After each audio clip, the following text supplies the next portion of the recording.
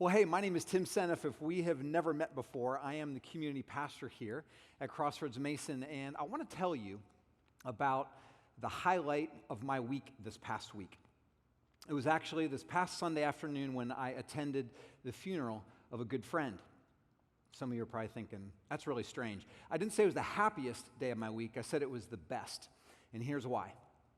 Because when I actually attended this funeral, I received a tremendous gift that encouraged me and frankly changed me.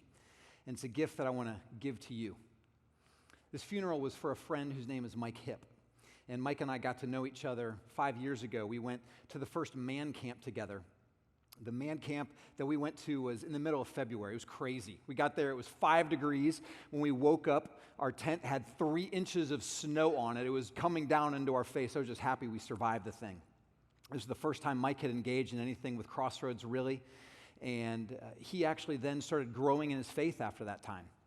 He was developing a relationship with a girl that my wife, Mary, and I had known for some time. Her name's Charity. And throughout that year, they fell in love.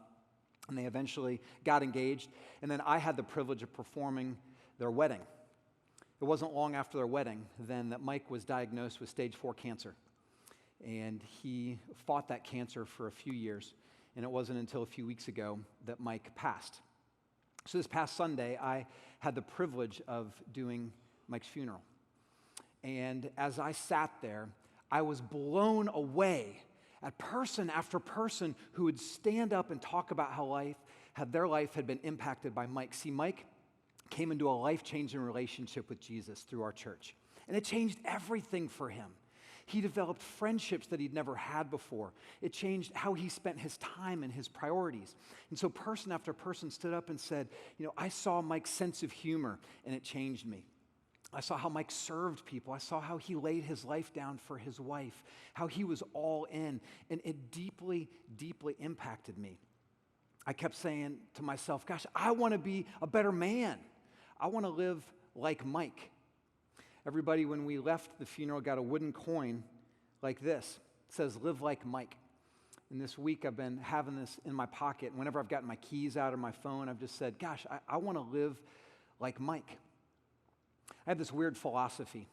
It's that there, for me, is nothing more centering in the entire world than going to the funeral of a godly person. It just recalibrates me. It's almost like it's this scared straight experience for me because I think about what my life is like now and what I want it to be. And if my funeral were to happen tomorrow, what are the things that I want to change about myself? And this time at this funeral for Mike, I had a lot of those times. I said, gosh, I have so many habits that I want to change or misaligned priorities. I've got relationships that matter so much to me, but they are not thriving. And so I walked out of that funeral saying, gosh, I need to do something different because who knows when my day will be. See, I recognized that I had gotten comfortable. I'd gotten lazy. And at this funeral, God kicked my butt. And I believe that God actually wants to kick all of our butts today. See, I think that some of us have gotten lazy or comfortable in the most important area of our life, our spiritual life. And as a result, I think if we had our funeral tomorrow, some of us are saying, that's not the life that I want to be living. I want my life to be here, and it's here, and there is this gap. And so I'm not talking about us being perfect. We'll never be that.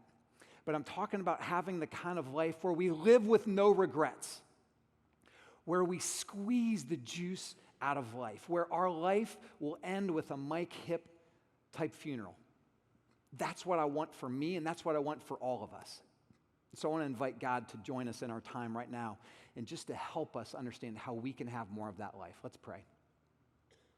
God, I thank you for everyone who is gathered here today. And God, I pray that you'd use my words to be helpful as we understand this kind of life that you want for all of us. And I pray these things in Jesus' name. Amen. Well, I actually grew up going to church. Some of you did as well. I grew up going to a Presbyterian church, not here in Cincinnati. And, this church I know is doing some amazing things right now. And I imagine when I was growing up, this church was actually doing some amazing things then. But I got to tell you, I didn't recognize it because when I went to church growing up, it was boring. It just was. And every other person that I saw going to church also seemed to think it was boring, if their face was actually any indication of what they thought of it. And so when I actually came into this life-changing relationship with Jesus myself in high school, I started reading the Bible. And I started recognizing there was all these passages where God talked about having this life that was not boring. And it was difficult for me to reconcile because on one hand, I felt like I had this life when I was at church, or other people I saw had that life at church. And then I read about something completely different in the Bible. And there's one passage that deeply impacted me, and it's one of my favorite passages to this day. It's from the book of John 10, verse 10. And Jesus says this. He says, I have come that they may have life and have it to the full. A full life. Not this life where you just come and you check the box on Saturday night or Sunday, and then it doesn't impact any other of the 6 days of the week. Other versions of this passage say not just a full life, but an abundant life, a rich life, a satisfying life, a better life. That's the kind of life that I want. That's the kind of life that I want for you. That's the kind of life that I was reminded of when I went to this funeral for my friend Mike Hipp. And you know, I can't rewind time and take all of us back to this funeral this past Sunday afternoon, but what I can do is offer you the gift that impacted me so much, and the gift is this. It's the will to want to change your life. What's something that you want to change? What's something that's about your life right now that if your funeral were tomorrow, you'd be ticked off if it were actually the same? What is it about your life where you say, I want to be here and I'm not yet there? Is it your marriage that feels completely average? Is it the fact that you're lonely? You don't feel like you have friends? Is it the fact that you don't seem to have any fun in life? Is it the fact that your life seems pointless? That you get up, you get your kids ready for school, you go to work, they come home, you do all their activities, you watch some Netflix, you fall into bed, you go to sleep, and the next morning you wake up and you do it all over again. Where is the adventure in that? And so if that's you, I got some good news for you, and I got some bad news for you. Here's the good news. The good news is where you want your life to be and where it is now, that gap, it's entirely possible to bridge that gap. God wants to do that. I got some other good news for you. You're here, or you're tuning in online. And so you are showing that you want to bring some change. That's some good news. But here's the bad news. The bad news is this, and it's really, really simple. Your life will not get better just by sitting in these seats. Your life will not get better just by sitting in these seats. So let me just talk about these seats for a minute, because, you know, I love these seats. I think these seats are great. I mean, feel these things. Like, you know, they're really comfortable, right? They're like cushy, and I can lean back and get my cup holder for my coffee here. These seats are great. And I regularly think, you know, these seats are great. Our sound system and AV is great. I need to abuse my power sometime. And I need to sneak the family in here on a Friday night, disarm the building. We got to put on like a Hollywood blockbuster, right? Like put on Lion King or Avengers or something. I keep thinking, I need to do that. And I've never done that before. And I'm actually kind of bummed about it. These seats are great to consume entertainment. They really, really are. And listen, I got to tell you, there's nothing wrong with sitting in these seats. I'm so happy that you're in these seats. I'd much rather you be in these seats than not being involved in a church. In fact, frankly, I'd much rather you be in these seats than being at home and watching Crossroads anywhere in your couch and your underwear. I think it's better that you're here in these seats.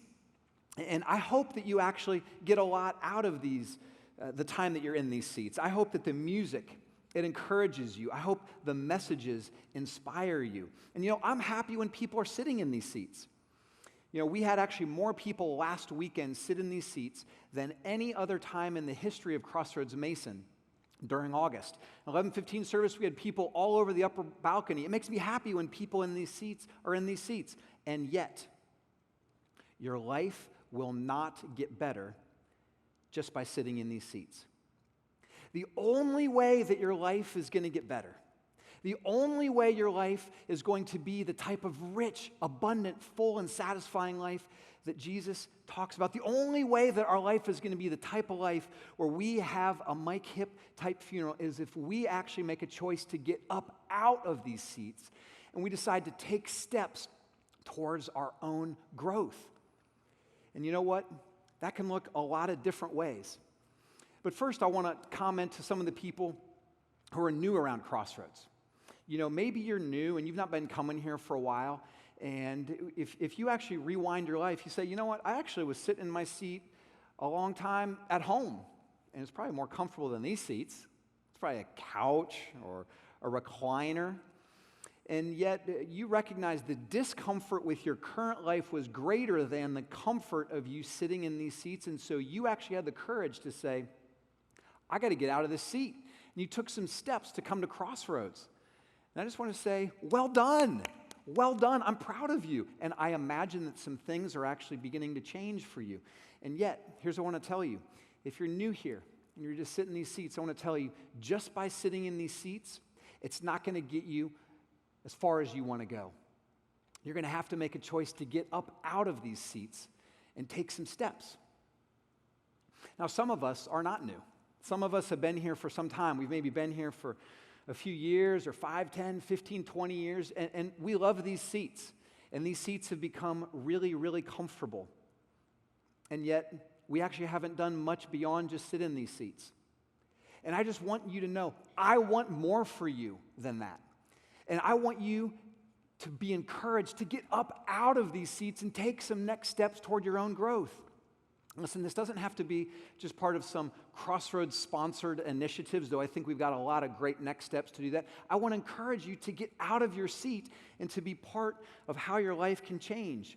And so, listen, if you hear one thing today, if you take one thing from this entire message, it's this.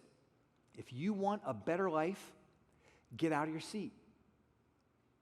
If you want a better life, we got to get out of our seat. Now, getting out of our seat, you may say, yeah, I'm up for that. Like, so what do I do? What are the next steps? It can take a lot of different forms. It can. But I think if I had to distill it down into one thing, it would be take some next steps to put yourself around other people who are trying to follow Jesus. Maybe it's joining a group, or it's leading a group, or it's deciding to volunteer, or maybe it's not even part of Crossroads. You're saying, hey, there's someone in my neighborhood I just want to build a relationship with. There's I work with that I want to build a relationship with, and I want to try to spend time with other people who are trying to follow Jesus. You know what? This isn't just my personal philosophy. I've found this in my life, but I've also found this in the lives of people that I respect, and I've found this principle to be true in the lives of person after person in the Bible. And today I want to look at one person from the Bible.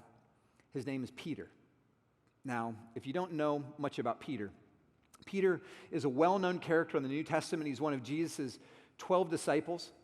In fact, he was one of Jesus' inner core of 3, Peter, James, and John. And so he was used by Jesus, discipled by him, and God used him to spread Jesus' message of love all across the world. Peter was a stud. And yet, before Peter was a stud, guys, Peter was a train wreck. I mean, he had a messed up life. But this train wreck of Peter, he spent time with Jesus. And he spent time with other people who were spending time with Jesus. In this train wreck, he became a stud, and the rest is history. And I want to dig in a bit on Peter's life so that we can understand the change that happened in him can also happen in us. So the story goes between Peter and his relationship with Jesus. Peter's a fisherman, and he's actually known as Simon, and he's spending time fishing in the Sea of Galilee, and he'd gone out with some friends, and it had been just this rough night. No fish. No one was biting. And Jesus comes up to him right after that time, and he says, hey, Peter, can I borrow your boat? And Peter says, sure, fish aren't biting. So Jesus takes the boat, and he takes that just a little way out into the Sea of Galilee, and he uses that as a makeshift stage, and he begins teaching people all on the banks of the Sea of Galilee. And when he's finished, he then comes back to Peter, and they have this interaction. So Jesus says, thanks, Peter, for your boat. Now, Peter, I would like to encourage you to go back out with your boat into the lake. And Peter says, there's no fish out there. They're not biting. He says, no, I know. Just take your boat out. And he says, they're not biting. And Jesus says, take your boat out. So Peter decides to take his boat out. And with his friends, they go out. And Jesus says, let down your nets. So Jesus and his friends, Peter and his friends let down their nets. And when they let down their nets, more fish jump into the nets than they can even pull out. And they take it down on the boat deck. And the boat begins to sink, and they barely are able to get their boat into shore.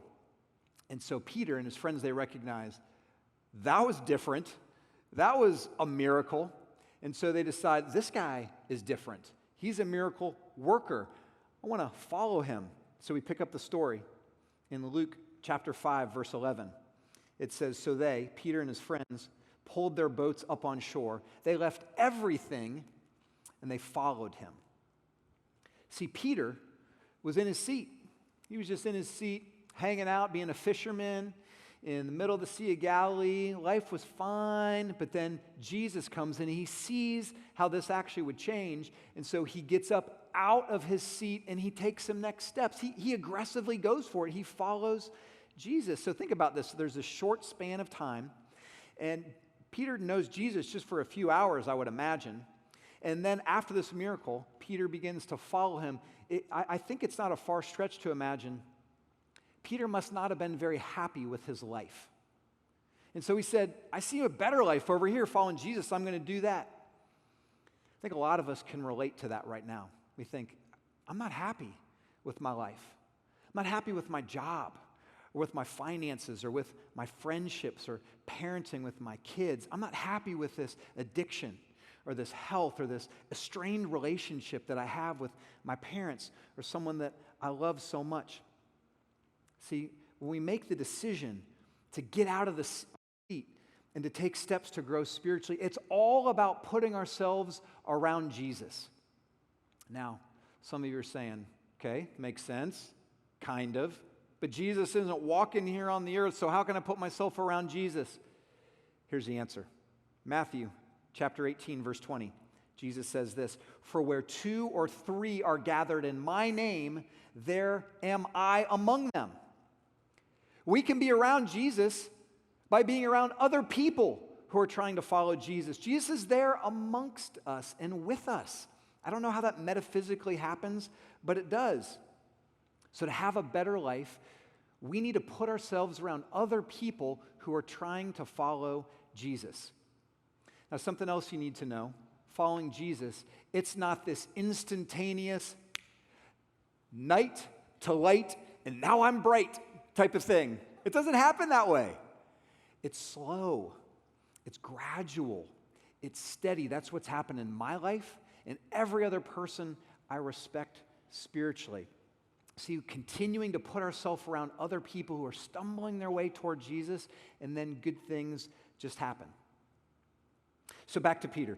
Peter gets out of his seat, and then everything just goes up and to the right spiritually, right? Wrong. It doesn't. You have to see who Peter was and his character qualities as he's learning to grow in his faith and as he's around Jesus and other people who are following Jesus. Peter was inconsistent.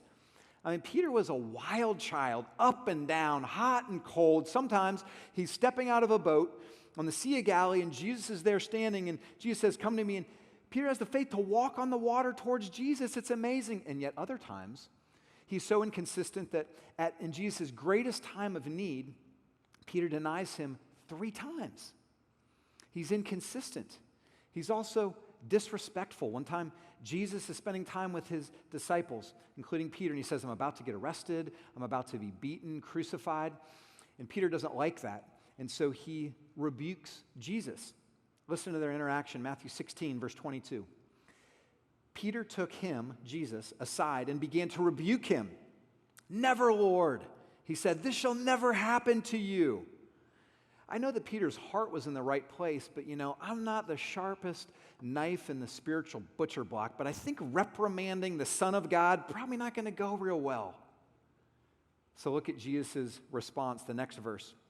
Jesus turns then and said to Peter, "Get behind me, Satan." Now, if you're Peter, that's what's called a bad day. I mean, for any of us, if Jesus calls us Satan, that's a bad day. That's a really bad day. Peter was disrespectful. He was foolish. He was inconsistent. Peter was also socially narcissistic. He always thinks it's all about him. There's a time when Jesus takes his inner core of three, Peter, James, and John, up on top of this mountain. And it's a story that's come to be known in the Bible as the Transfiguration. Jesus comes up and he transfigures before their eyes.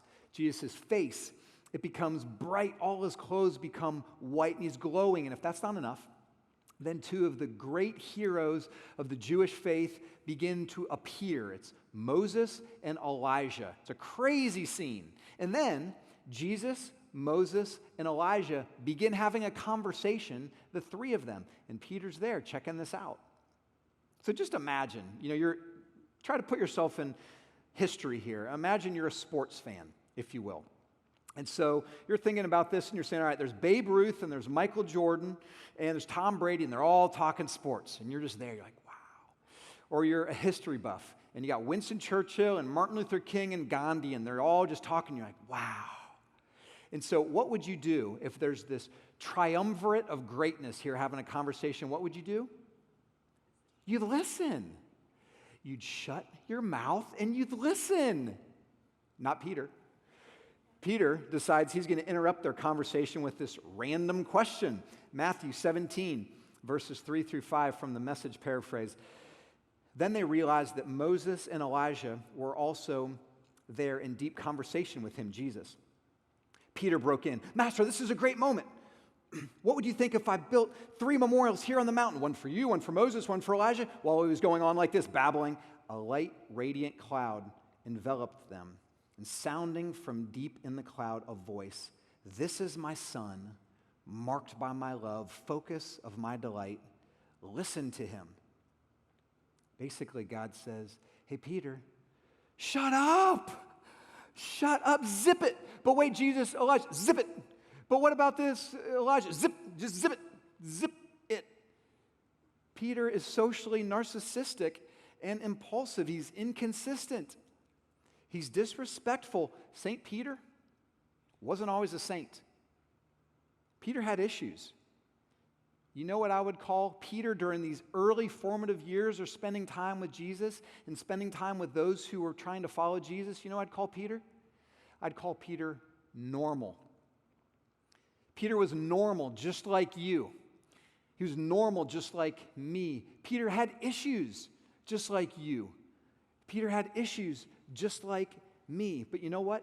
Peter was in a seat on the Sea of Galilee, just being a fisherman, but he got out of his seat and he took steps to follow Jesus. And he took steps to put himself around other people who were following Jesus. And you know what? He began to change. It was a recipe for change.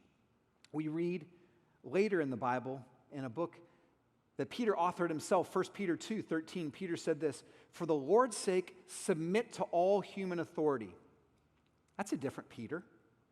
After Peter healed a man in Acts chapter 3, verse 12, we read, Peter saw this opportunity and addressed the crowd. "People of Israel," he said, "what's so surprising about this miracle I just performed? And why stare at us as though we had made this man walk by our own power or godliness?"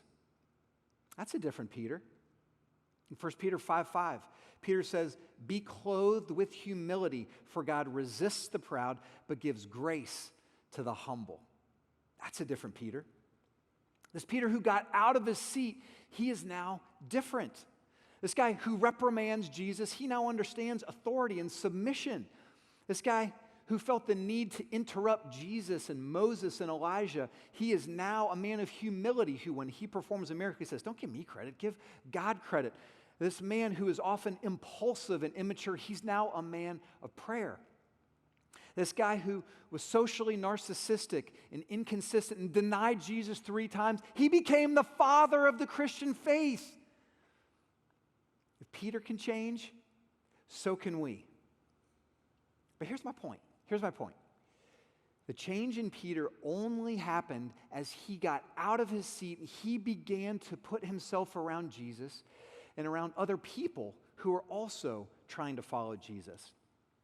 It's true of biblical characters, and that's also true of us. I think about Brian Tome, our senior pastor. A lot of you say, hey, is Brian really as light and free and happy and passionate and purpose-filled as he seems? And you know what the answer is? The answer is, yeah. He really is. But Brian didn't pop out of the womb that way. That's the natural fruit of spending decades with people who are trying to follow Jesus. I told you about my friend Mike Hipp's funeral that deeply impacted me. Well, his wife's name's Charity, and Mary and I have known Charity for quite some time. And a little bit about Charity, she was single for much longer than she wanted to be. She prayed for a long time and saying, God, please bring me a man. And God brought her this man, Mike. And they got married. In less than 4 years, Charity's now a widow. And it's deeply, deeply disheartening in a lot of ways, but you know what's encouraging? Charity says, I know that this time is going to be so hard. It's going to change my life, and yet Jesus is a lifeline. And I know that I can hold on to him. And you know what else? Charity has all these girlfriends who are coming around her and guys who are taking care of her house and people who are helping her with bills and helping her with all that different legal stuff. And people were texting her and praying for her. And you know what? That didn't just happen. What happened was Charity was in her seat 20 years ago. But she said, I want to get out of my seat. I'm going to take some next steps towards getting into groups. I'm going to be part of woman camp and couples camp. I'm going to volunteer. I'm going to be part of women's lives. And now, all that investment, she is seeing all these people pour back into her during her hardest time. It's amazing. I know this has been true in my life as well. You know, I've been in my seat a lot. I think about when I first came here to Crossroads Mason. I've been here 3 years. And the first year, right when I came here, I had a lot of people say, you know, Tim, you need to watch it because I think this probably could be a lonely job. You're probably going to have trouble building friendships. I'm like, whatever. I love people. What you see is what you get. And they said, no, here's the deal. When people are around you, they're going to want to just put on their good side. And they're also going to assume all your sides are good. And I'm like, I barely have any good sides, but whatever. That won't happen to me, but thanks for the info. For about the first year, though, that actually became true. That actually became something where I just sat here and I worked, and then I went home and I spent time with my family. And what happened for me was I became isolated. And what I didn't realize was, you know what? I've got to take some steps forward to actually build relationships with other men that are going to encourage me. And so I started to do that. I started to reach out to some guys and say, hey, I want to get lunch with you every month or so, or I want to get coffee every other Thursday morning. And I got out of my seat. I started taking some steps, and guys, it has changed me. Specifically, I'll just give you one example. There was a relationship with one of our kids. It was not at the place I wanted it to be. And I was talking to a friend, a guy who's a little older than me. He's got some kids who are a little older than me. He's got some wisdom that I don't have. And he has some guts to speak into my life and said, hey, here's something you can try. Stick with it. Prayed for me. And you know what? That relationship with that kid that wasn't thriving, man, it is so much better right now. I got out of my seat. And God encouraged me with that. And you know what? That's true for everybody here. That if we will get out of our seat and take intentional steps to put ourselves around other people who are wanting to follow Jesus, good stuff is going to happen. A friend of mine, he is a school principal, and he always says this. He says to his students, show me your friends, and I'll show you your future. And you know, I believe that to be wholeheartedly true. It's true for Brian, it's true for Mike and Charity, it's true for me, and it's true for all of us. And so, you know, I want to speak just candidly to all of us here today at Crossroads Mason. You know, I believe that we are a really interesting group of people. Frankly, I'm speaking in broad brushstrokes. We are really high achieving. We've experienced a lot of success in our life. I just look at your businesses and look at the jobs you have and your teachers and politicians, and we've got musicians and artists and students and all these amazing things that are happening. I see in parenting and grandparenting, and I see financially, and I see all the things. It's amazing. What we have been intentional about, we have actually seen fruit and success in. And you wonder? No, it's true. Just look at our communities. Look at our houses, our cars, our bank accounts, our vacations, our social media feeds. Look at our Christmas cards. It is true. But you know what? I think if we just are really honest, some of us have been intentional about those things, but we've phoned in our faith. We haven't brought our best. We haven't been intentional about trying to build relationships with people who are going to encourage us in our faith. Maybe we tried a group, it didn't work, and then we said, whatever. Some of us, we're not even actually intentional about attending church. And listen, this is not about a guilt trip. I'm not trying to badger you into some spiritual growth. I'm here to say I'm at the top of that list. I know that I so want to achieve this worldly success, or I want to keep up with the Joneses, but I know that that is not what's going to happen. That's not going to grow me. There's a maxim that I know it's true. You get out of it what you put into it. And that is spiritually true, and that's been true in my life, and I know that is true in every other thing. And so here's what I have for you. Here's what I have for you. There's a very clear application of this. If we're going to want the best life, if you want a better life, you know what? We have got to get out of our seat and take some next steps. And here's the application for us. Go all in on the play and purpose journey. This play and purpose journey is coming up real soon. And if we go all in, I think we're going to see some amazing things that will happen in our lives. What's a journey? It's a good question. Here's the answer. So Crossroads is doing a journey. What does that even mean? Allow me. Every so often, Crossroads does a journey. Basically, a journey is a 5-week series where everyone from kids to adults follow on the same topic. This year's topic, purpose and play. All about why having restful play and meaningful purpose are critical to a life that thrives. Here's how to do a journey. Step 1, go to the weekend message. Kickoff weekend will be September 14th and 15th. Be here. If you can't make it to a site, just download the Crossroads Anywhere app and watch the weekend message there. Step 2, get in a group. If getting in a group sounds weird, relax. This is not your Aunt Betty's knitting circle. It's not that. It's more like a dinner party with people in similar life stages asking similar questions. Step 3, do some challenges. No, not the dumb internet kind. Challenges in the Crossroads app. There's a brand new feature this year and you're gonna love it. Connect your group in the app like a text thread. Select play and purpose. It will prompt your group with fun challenges and questions. No homework, just fun ways to get engaged.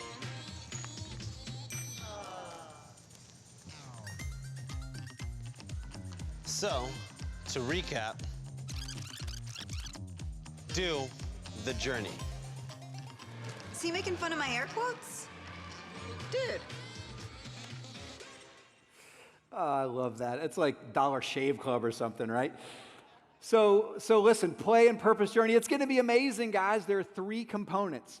There's the weekly teaching, and there's individual challenges, and there's connecting in groups. And you may say, why are we doing 3 things? We do 3 things because studies have shown if we do 3 things, we'll actually get it more. We'll change more. You know, if you're actually in a message and you just hear a message, that's fine. But if you take notes, that's going to help you. And then if you teach it to someone else, it's the law of 3.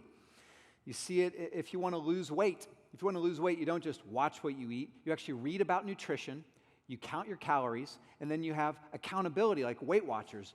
And if that is true for physical health, it's true for spiritual health as well. So first, weekly teaching. It's going to be starting in 2 weeks, September 14th and 15th. The journey is 5 weeks away. And listen, guys, I know that most all of us don't come here every week. I get that. We come once or twice a month because we have busy lives. The Senffs do as well. I get it. Your kids have soccer tournaments, you're traveling, maybe you're just tired and you want to sleep in. I get it. And yet, I'm telling you, play and purpose journey, do not miss one of these 5 weeks. Be here for every single one. Maybe you got something, early October that's in the midst of journey, like, I can't get out of it. Here's what I'd say.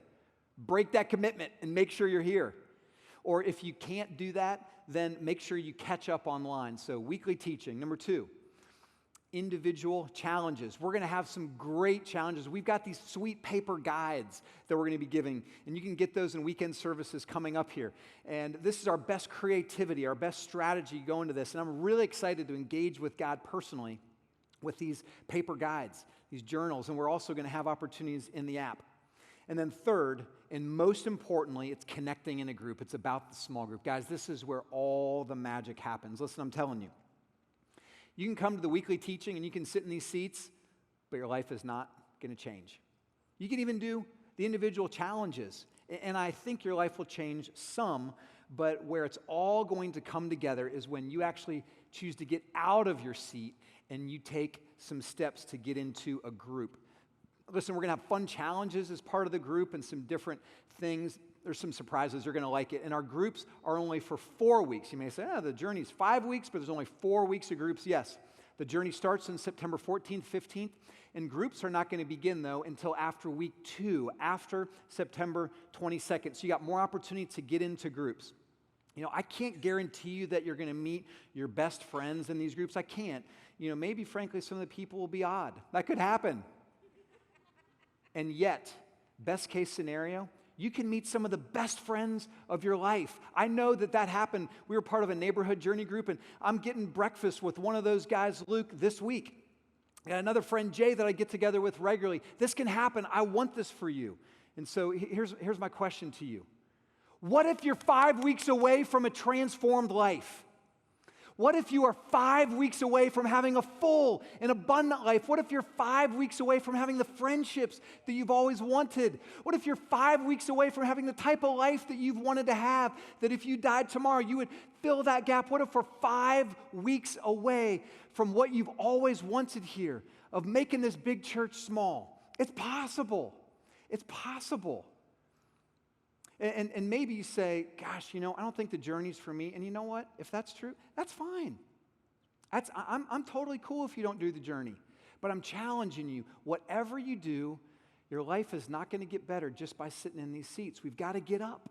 And we've got to take some steps. Regardless of whether it's Play and Purpose Junior or something else, we've got to take some steps. So here's what I want to ask you to do now. I want all of you right now to actually get out of your seat and stand up. We're going to read the passage that I read at the beginning of the message together. And some of you maybe grew up in church and you were part of this liturgical thing where we read together out loud and you're like, all right, we're finally doing this at Crossroads. Yes, we're going to do it together. And if not, you just need to follow along. So on the count of 3, we're all going to read this together, okay, from John 10:10. 1, 2, 3. Jesus says, I have come that they may have life and have it to the full. That was a little pitiful, guys. You know, I have come that they may have life and have it to the full. Let's do it again with some gusto, okay? All right, so 1, 2, 3. Jesus says, I have come that they may have life and have it to the full. Yes, that's what I want for you. Yes. So let me pray. God, I thank you. I thank you for these amazing people who are here. And God, we want a full, abundant life. And so we want to get out of our seats because we want that life. I pray these things in Jesus' name. Amen.